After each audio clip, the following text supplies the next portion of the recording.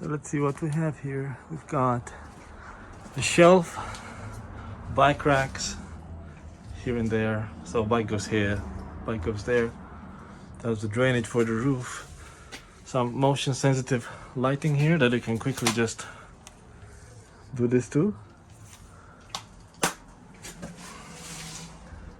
Socket for charging e-bikes. That's where you can wire the socket.